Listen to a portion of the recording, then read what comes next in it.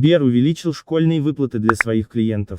Добрый день, дорогие друзья! В сегодняшнем выпуске новостей, по возможности поддержите Россию лайком, ну что? Поехали! Клиенты Сбера смогут получить разнообразные призы к единовременной выплате в размере 10 тысяч рублей на школьников к началу учебного года. Так, родители, которым полагаются государственные выплаты и которые являются клиентами кредитной организации, в течение 2 рабочих дней после получения пособия смогут оформить доступ к подписке Сберпрайм на 3 месяца за 1 рубль. После активации подписки в течение 2 рабочих дней Сбер направит промокод, которым можно будет расплатиться на 1000 рублей в Сбермаркете и на 1000 рублей в Сбермегамаркете на каждого ребенка.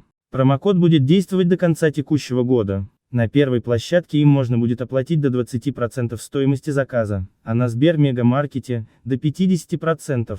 При этом в оба сервиса можно быстро зайти без логина и пароля по Сбер-ID. Кроме того, клиенты Сбера получат промокод для бесплатного подключения страховки от несчастного случая для детей сроком на 1 год. Страховку можно будет оформить в СК Сбербанк страхование. Она будет покрывать 400 тысяч рублей по каждому риску на всех детей. С 5 августа Сбер запускает акцию «Снова в школу», в рамках которой на Сбермегамаркете и Сбермаркете выделят специальную категорию, в которой соберут все необходимые товары для подготовки ребенка к школе. Родители за первую покупку в категории «Школьные товары» получат до 30% бонусов, которые можно будет тут же потратить. Пенсионный фонд России, ПФР, со 2 августа начал выплачивать единовременную выплату в размере 10 тысяч рублей родителям школьников к началу учебного года. Начать такие выплаты со 2 августа поручил президент России Владимир Путин в конце июля. Выплату в понедельник произведут на 17 миллионов детей, которые уже учатся в школе или пойдут в нее в следующем году при условии, что до 1 сентября этого года им исполнится 6 лет.